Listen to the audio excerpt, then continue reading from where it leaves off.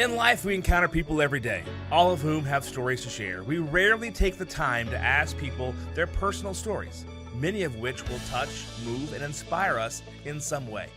Matt has a passion for making authentic connections and learning about people from all walks of life. He has lived a life of giving back to the community and making a difference in people's lives.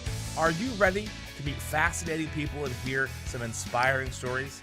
The Matt Hilton Show will introduce you to a world of possibilities you never knew existed. Sit back, be present, and enjoy. Here's your host, Matt Hilton. Hey everyone, Matt Hilton here, the host of the Matt Hilton Show. Thanks for tuning in to part 2 of our interview with Sally Gary. You don't want to miss this episode. Stay tuned for a word from our sponsor. Inspired, experienced, customer-focused. Find a mortgage that fits your needs with Maria Leach at First United Bank Mortgage, specializing in construction and closing all types of loans, including jumbo, portfolio, conventional, FHA, and VA.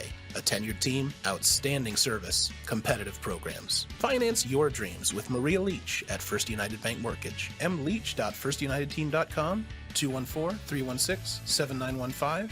mleach@firstunitedbank.com. Member FDIC, equal housing lender. It's an unconditional love. Exactly. Right? So anyway, I could go on and on and on with all that, but yeah. Well, I'm just thinking of the model that just since you and I have known each other in the last several years, and who knows what you've done in previous years of their lives to show them that unconditional, unwavering, radical hospitality, inviting people that you don't even know to come in for Thanksgiving dinner every year, because you're aware that some people don't get to go to their families. Right. They don't have a place to go. And the just dinner that we do together, where people come all the time with no agenda, no motivation except open our homes and offer a place to land, especially for people who have been turned away. Yeah.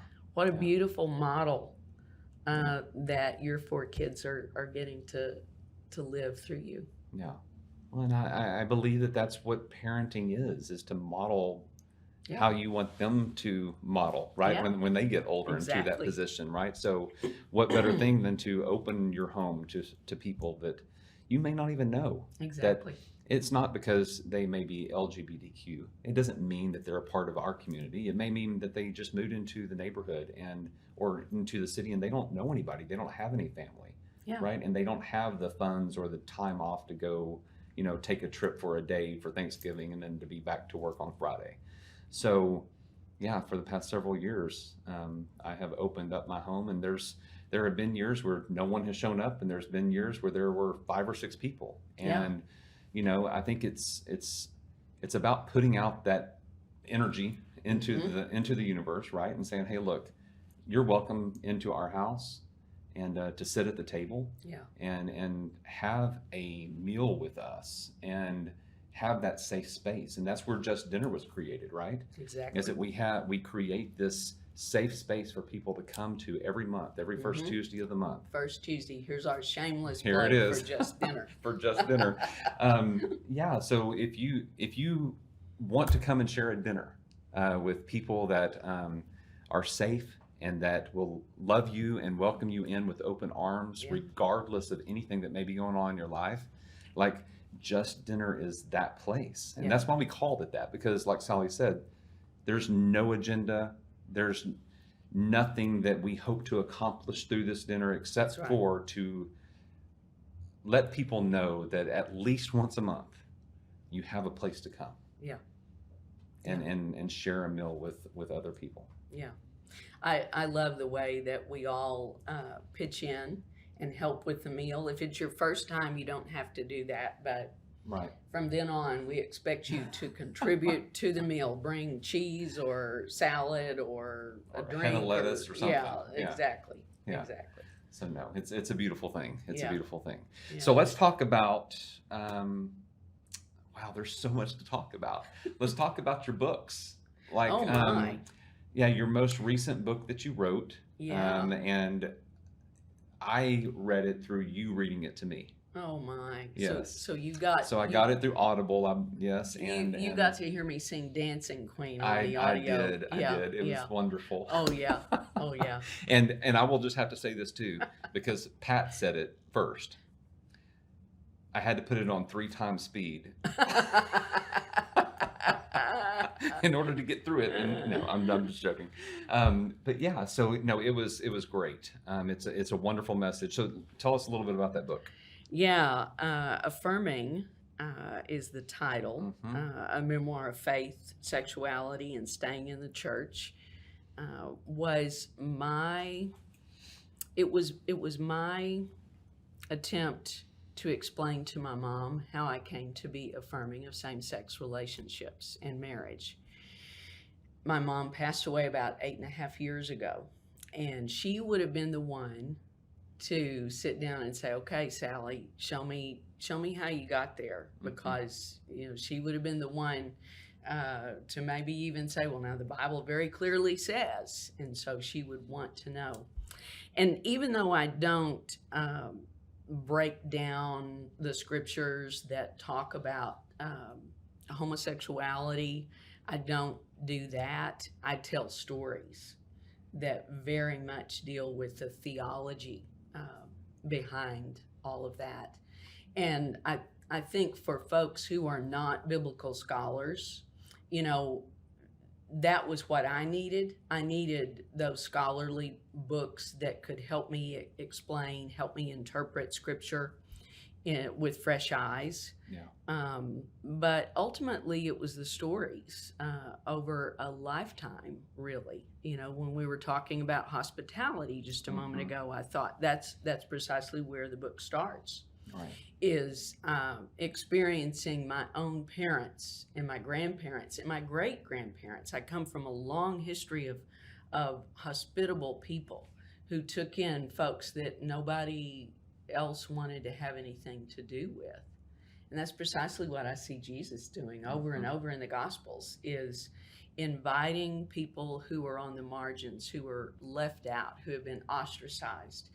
And I saw my family do that. I don't know any other way to do that. And I think that did set a very important foundation for me in how I see the rest of Scripture, how I see the gospel lived out. What does it mean for me to look like Jesus? Well, it begins there in accepting people that are often left out. Yeah. Yeah. So that's what affirming is about. Okay. Yeah. And this book was written, was your mom able to read the book? Oh, no. No, she was not. Yeah. She was not, but maybe in doing that audio version, she got to listen. She got to listen. Yeah. So I'm assuming, did your dad read the book? Because he lives here in the Metroplex. Amazingly, my dad listened to the audio version. Okay. He is now 92, and he's had macular degeneration, and so his eyesight has been deteriorating for quite a while. But when we would ride in the car, we would listen to the book. And so he read it like I did. Exactly, Yeah. exactly. Listening to his daughter read it. So Yeah. what was your dad's response to you coming out? I write about that. I write about both of my parents' response to me coming out.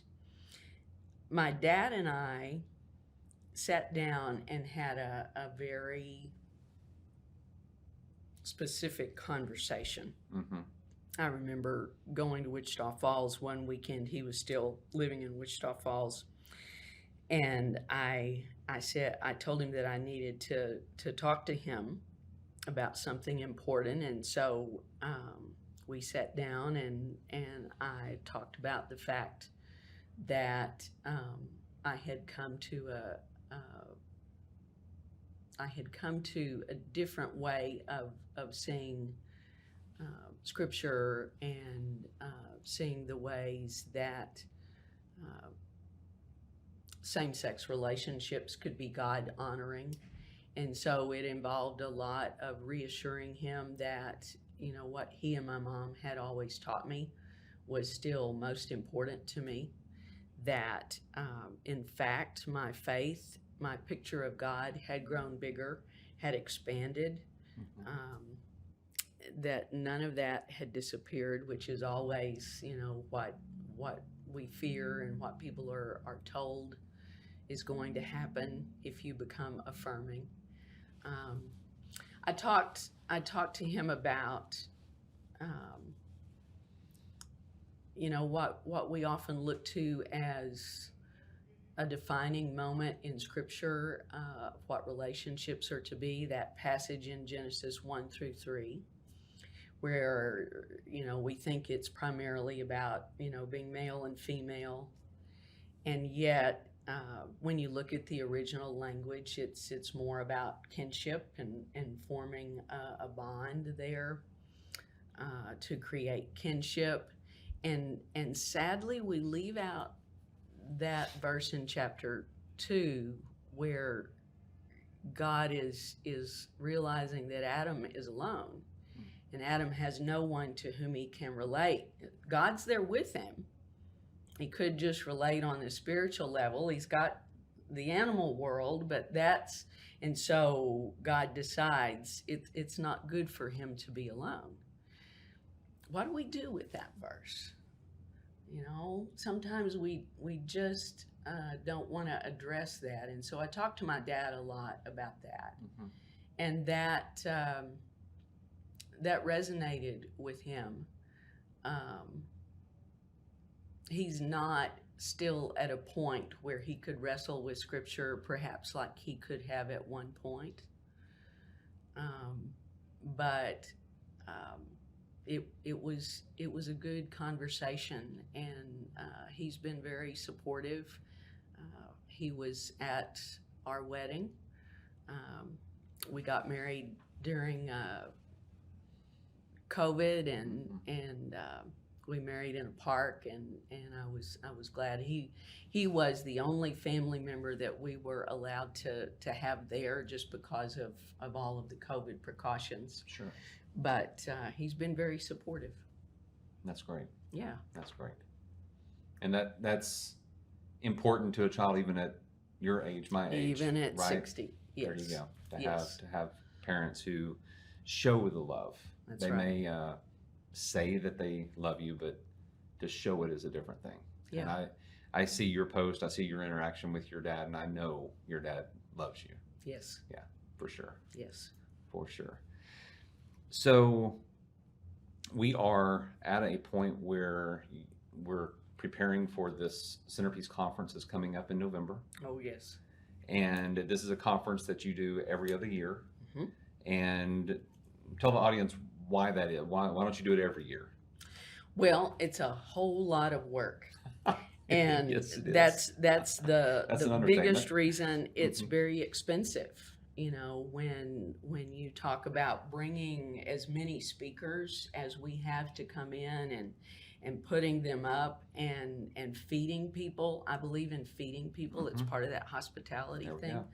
go. We have cookies all day long. That gets Mhm. expensive, And these are good cookies. They're not tush trees, No, but they're no, good no. cookies. They Yes. are freshly baked out of the oven. You can smell the cookies baking as you come in the doors. Just because of cost initially, we started doing this in 2009, back in Abilene at the Highland Church of Christ in Abilene, and it was just wonderful. We had about 100 people show up that first time, and the next time we did it, we doubled in size, and the next time we did it, we doubled in size, and since 2016, after I moved to Dallas, Mhm. we've had around 500 give or take a few, mostly on the give side.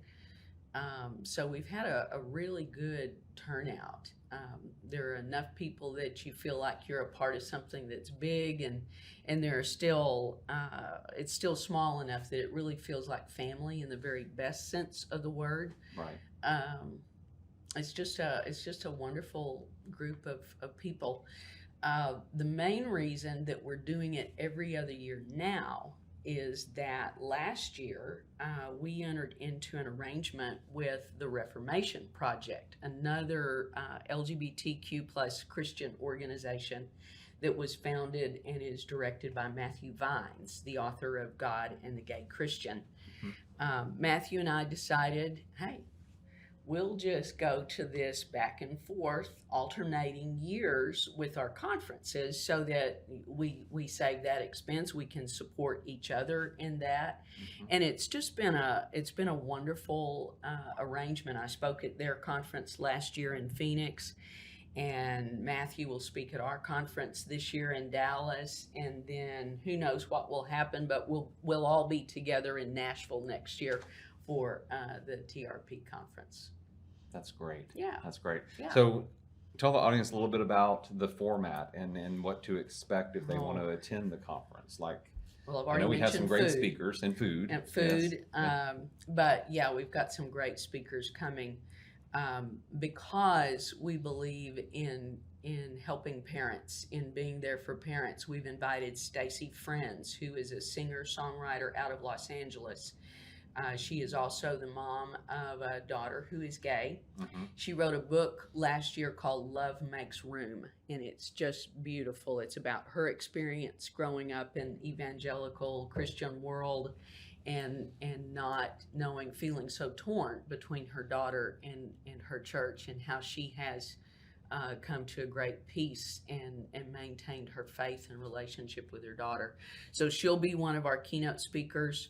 Joel Hollier is a specialist in spiritual trauma, just finished his PhD and has an upcoming book about spiritual trauma. He'll be flying in from Australia. So, Oh, wow. So good day, mate. Yes.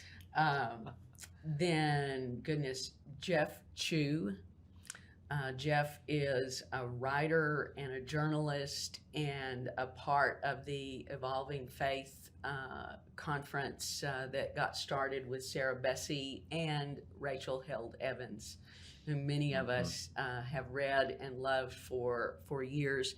Jeff just took a lot of Rachel's writing and put those final words from Rachel in a book called Wholehearted Faith. It is just absolutely beautiful. It's preserved Rachel's voice, but he just did it in a beautiful way. And Jeff is going to be that pastoral LGBTQ presence that I look forward to hearing on Friday night at the conference.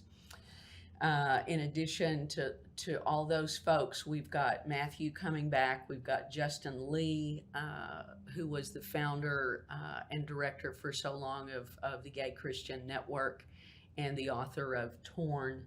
Justin will be with us too. And those are just some great, solid folks to have around for the weekend. Oh, for sure. Yeah. For sure. So it goes Friday through Sunday? It starts Thursday night. Actually, here's my whole shameless plug. There we go. We've got a pastor and church leader workshop. So if you're an elder in a church, if you're a preacher, if you're on staff at a church, we've got a workshop from 1:30 to 5 on Thursday, November the 3rd. And then that night, we'll start the main conference at 7 o'clock. It'll go all day Friday, all day Saturday until noon. And then from 1:30 to 5, we'll have a parent workshop where Stacy will be back with us as part of that, along with a lot of our parents in our parent network, Dina and Aaron Edwards, who work with Dad's Hug Too, and are just wonderful folks. They'll be Oklahoma, moderating. right? Yes. We've got for our pastor workshop, actually Pat Bills, our pastor, is moderating that workshop, and Mark Wingfield, who used to be with Wilshire Baptist, where the conference is being held, will be part of that, along with Zach Lambert from Austin at Restore Church. So where can people register and They get can tickets? go to centerpiece.net/conference. Okay. Yeah. Centerpiece slash. Yeah. Centerpiece.net Net slash conference. conference. There we go. I'll get it right in a minute. Yeah. Fantastic. Yeah. Well, good deal. Well, I will be there. Yeah. And we are, how is it sold out? Is it, I mean, Oh, how goodness. far, how many more We've got tickets do we have? We've got 300 people right Okay. now already signed up, and we got 2 months to go. We've got nearly 100 for each workshop, so Is there a maximum capacity of the facility? Wilshire will hold about 800 in their sanctuary. We've got a really great surprise coming from director Rocky Roggio of the movie. It's a new documentary called 1946 about the translation and the use of the word homosexual in Scripture for the very first time in the Revised Standard Version. Happened in 1946, and how that has rocked our world since then. So well, it's part of that spiritual trauma that you were talking about earlier, right? Exactly. So in this last segment here, I want to talk about the spiritual trauma, the parental trauma, and then a message to children, right? And then we'll get into my questions to you about the nonprofit that I run and stuff. So, so let's start with spiritual trauma. So, as we enter into this next segment, and you give your responses. I want, if you would, to speak to your camera. Okay. Like you're speaking to church leaders. Okay. And you do workshops, you go speak to church leaders, and you let them know, like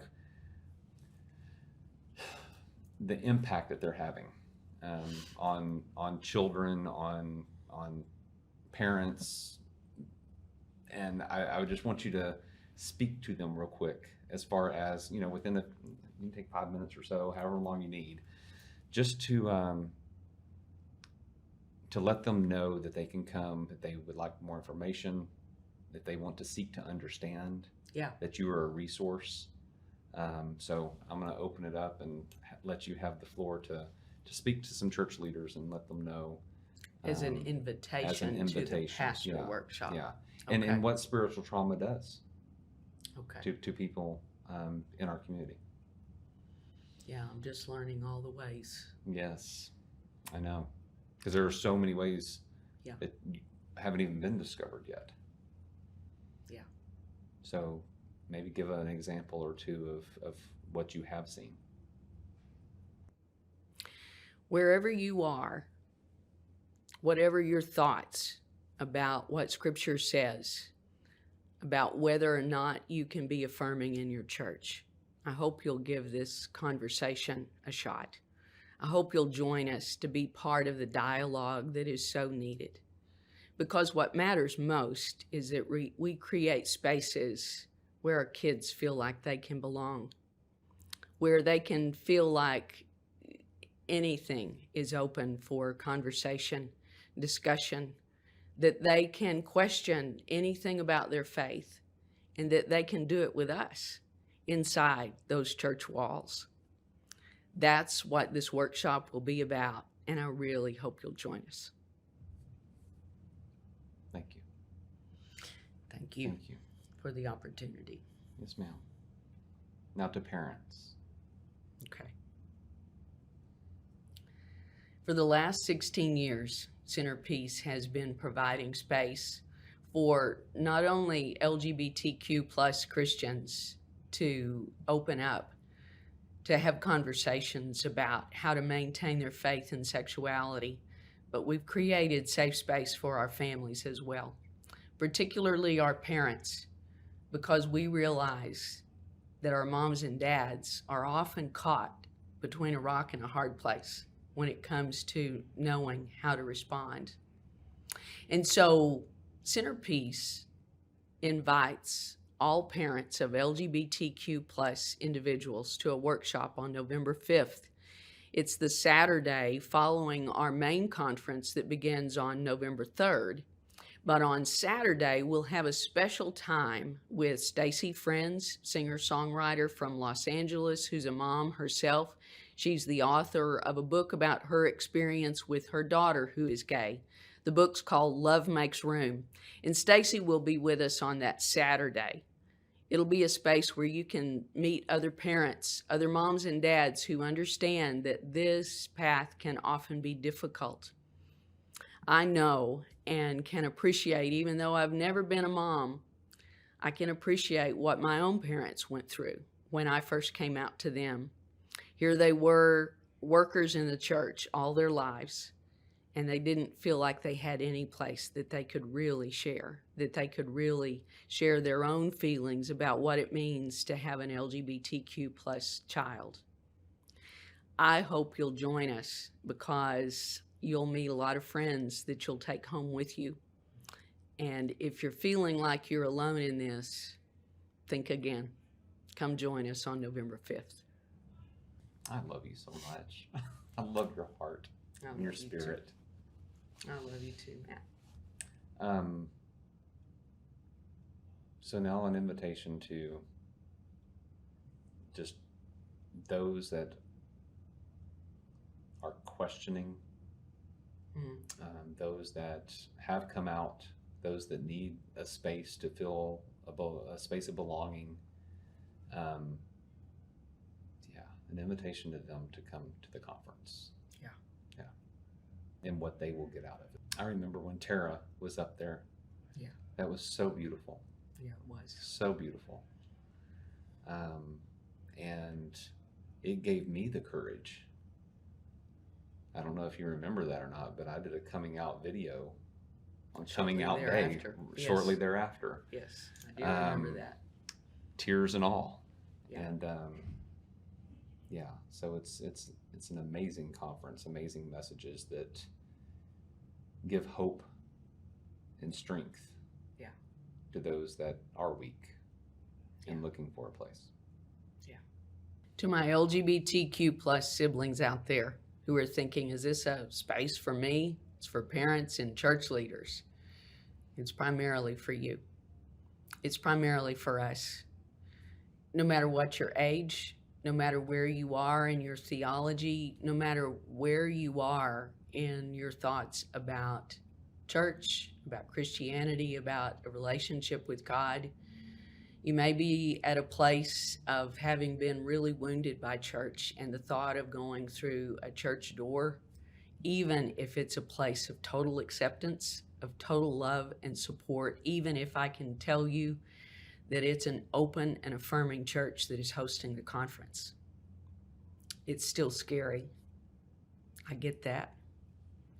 I want to encourage you all the more to come, because you'll smell those cookies baking, and it won't just be an aroma that lasts. You'll make friends there that you keep for a lifetime.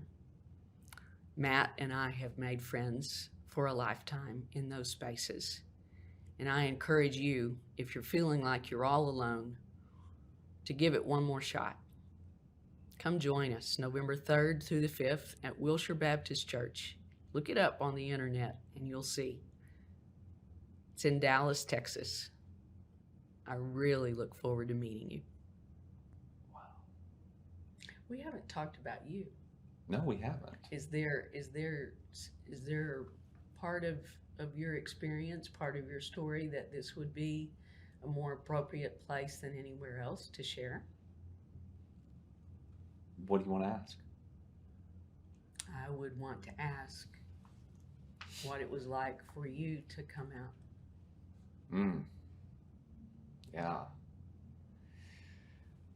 What it was like for me. So growing up, very similar story to yours, right? Where I had just a loving family. We went to church every Sunday morning, Sunday night, Wednesday night, VBS, all the things.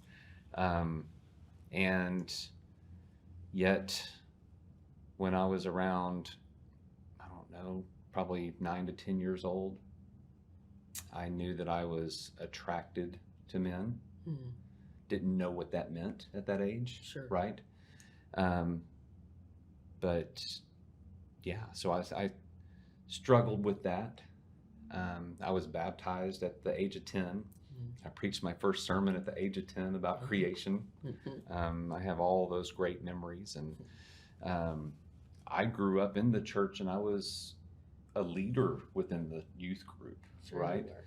I led songs, read scripture, preached more sermons, all the things, right? And people within the church loved me, Mm. right? I felt that from them.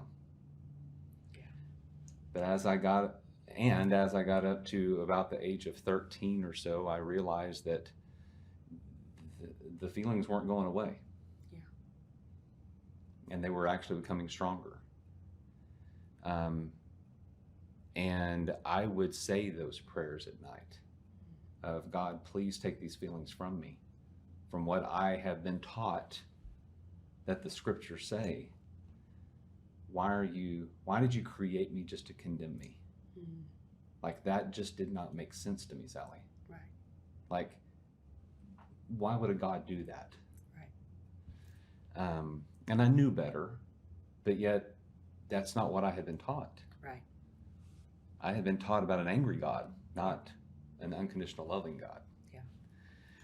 So I would make deals with God. I would say, God, if you will take this from me, I will do this or that or the other. I won't fight with my brothers and sister anymore. Whatever those deals were, right? Sure.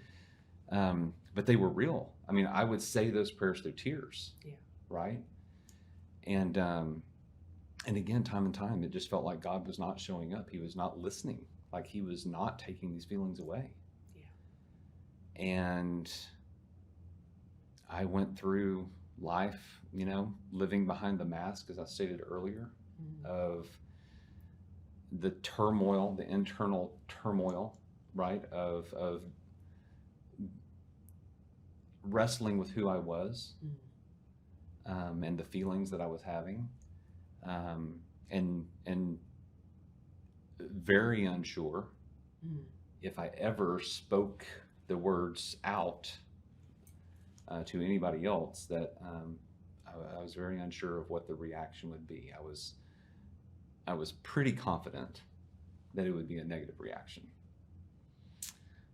So went off to college, still very involved. I was a straight A student through school, all that, and I made great grades, and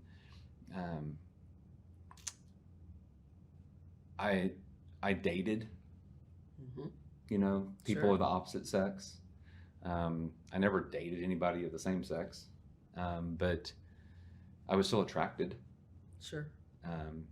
But with all that being said, I went the next step. I was like, well, maybe this feeling will go away if I get married. Yeah. That's what we were told. Yeah, well, sure. And so that's what I did. I got married to a wonderful woman who I grew up with in the church. And I still love her to this day. She's the mother of my 4 children. And we had wonderful memories. And that was the next step, right? It was like, it wasn't just getting married. It was like, well, now these feelings still are there. Yeah. Maybe I need to have kids. Yeah. Maybe I need to get involved in the community more. Yeah. Maybe I need to do this, that. So those things, my children, which I love dearly, the involvement in chamber and running for political office, for all of those things that I did, it kept me busy. Sure. It kept my mind not on my internal wrestling that was going on. Does that make sense? Oh, more than you know. So I stayed busy too. And I'm not saying that I wasn't genuine in my love for my kids as a father, right? I just want to make sure my kids hear that loud and clear. And I'm not saying that I wasn't genuine in my wanting to be, a leader in the community and be involved and giving back and all that, right? So, but looking back on it now, I feel that's what I was doing, right? It was the way that my body was, or my mind, right, was telling me, hey, you need to do these things or this is going to tear you up over here. Yeah. And you're going to go down a path you don't want to go down. Yeah. And Sally, after 30 years of living behind that mask, I finally said, you know what? I'm going to quit wrestling with God. I'm going to quit asking I mean, I said those prayers for 30 years. I know. And I said, I can't do it anymore. I was tired. Yes. Mentally, Yes. right? Spiritually, I was tired. Yes. So I came out, and I actually went to a coming out coach, called a coming out coach that I met at a leadership conference. Really? Yep, in New York City. I met him, I guess it was in 2014 or so. But that was his business. This camp that I went to in upstate New York, it was entrepreneurs from all over the world, and Wow. that's the business that he had, Wow. was as a coming out coach. So I called him up and I was like, I am so scared to talk to you right now. Yes. And he knew what I was calling him about, Of right? course. But so we had a conversation for several weeks on what it would look like.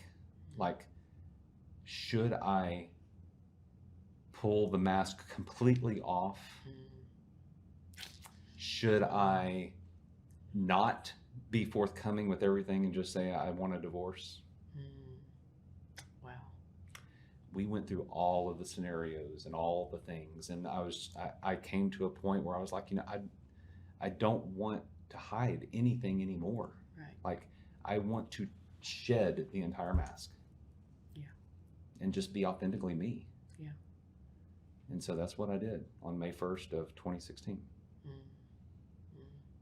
And won't go into all that story, but Yeah. it was, I mean, I can for another time, I guess, but that was the process of so many years Yeah. of internally struggling and not knowing what to do. Yeah. And once that mask was taken off, I have been able to be a better father, be a better community leader. My business is thriving more than it ever had. Like, Hey, you sold 2 houses for me. I know, right? And I found people like you, right? And Yeah. and I found a church home that Exactly. loves me unconditionally, and Yes. I can like be authentic and not worry about what people are saying, and because there may be chatter, when I'm not going to be naive to think that everyone at the church we attend is affirming and accepting and unconditionally loving, but I don't feel anything except for that. I feel the unconditional love. I feel the affirmation. And being on the praise team, now there are, on any given Sunday, you can find between 2 and 4 of the LGBTQ community Yes. up there singing. Yes. And so it's great to have a community that you feel the belonging Yeah. in, instead of, I believe Jesus wanted everybody to have a place to belong. Before beliefs were changed, before anything, it's not you have to change your beliefs and then you belong. That's right. There's a place of belonging first, and I believe that's what I have found, and I love my life. I'm living my life fully. Yeah. Yeah. I'm so happy for you. Thank you. And yet, I know that has not come without cost. It has not come without, Jesus said truth sets us free. And when we share that truth, there is freedom that is unbelievable.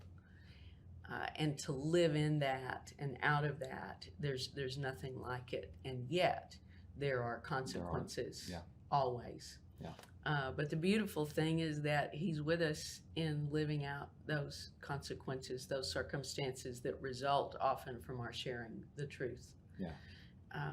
But I'm just so proud of you. I will never forget the first time that we sat down and talked. We talked in Pat's office.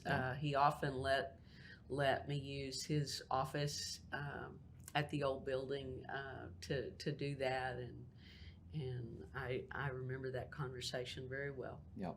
It's been beautiful getting to know you, Matt Hilton. Well, thank you. You as well, Sally Gary. You as well. And I love your wife. Karen is such a gem, and She loves you too. It's wonderful, wonderful. All right. So as we wrap up, on a lighter note, Yeah. so as you know, I am a Chief Happiness Officer of a nonprofit and called Who Do You Know? Yeah. And our mission statement is to inspire imagination and dreaming again in people from all walks of life Yeah. by making connections. Yeah. I know a guy. Well, yeah, you may know somebody. So we focus on 3 pillars. Yeah. Person you want to meet, a place you want to go, or an experience you want to have. So I'm going to ask you all 3 because there may be somebody that's watching or listening that now's my may chance. have a connection, right? So who is a living person? Got to clarify that. Yes. A living person that you would like to meet. Got to narrow it down to one because there are 3 that are just right there. We'll throw out all 3. Oprah Winfrey, Okay. Oprah's number 1. Second. Jimmy Carter. Jimmy Carter. We got to move fast. I was about to say, yeah. And Julie Andrews.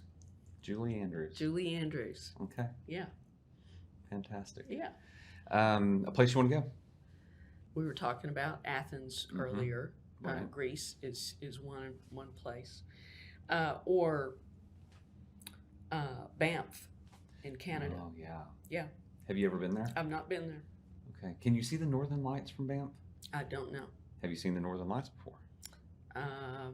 No. I'm just firing away No. questions. I've been to Alaska, but we did not see the Northern Lights per se. Right. Yeah. So an experience you want to have, like jumping out of a plane or going to a Cowboys game on Thanksgiving Day, like what experience would you like to have while you're living? There aren't a whole lot of things left. Would you go jump out of a plane with Pat Bills? No, I would not jump out of a plane. I would ride Because in the that's plane. his experience he wants to have. Really? Mhm. Really? Yeah. Well, maybe we could combine these two because What's the experience, although this will give him great trepidation, because my experience I'd like to have is to fly. I wanted to take flying lessons when I was a kid. And, I'm old now and the old eyesight is not what it used to be, but who knows? Who knows? Who do you know? Yeah. I do know some pilots. I know some people with planes. No one has offered their plane to me yet. I don't understand. Well, and Pat, if you're watching or listening, would you allow Sally Come on, Pat. to fly the plane that I'll you jump fly out you. of? That would be funny. Oh, me. Well, Sally, it has been a pleasure. Oh, it's been so much thank fun. you for being here with us today and You bet. sharing your story and telling us about what you're involved in and your journey and what the future holds is bright. I yeah. believe that with all my heart. So Same for you. Yeah. Same for you. I got to thank give you. you a hug. Yes. I love you. Love you too. All right, everyone. Thank you for joining us today, and stay tuned next week as we have another inspiring person with a fascinating person with an inspiring story. I'll get it right before too long. Anyway, y'all have a great day. Bye. The Matt Hilton Show would like to thank our sponsors, Hilton Realty Advisors and Maria Leach with the First United Mortgage Group. The Matt Hilton Show would also like to thank our partners, the Who Do You Know organization. You can find out more at wdyk.org. If you'd like to contact Matt or know a fascinating person with an inspiring story that would make a great guest, reach out to the show at themattHiltonshow@gmail.com.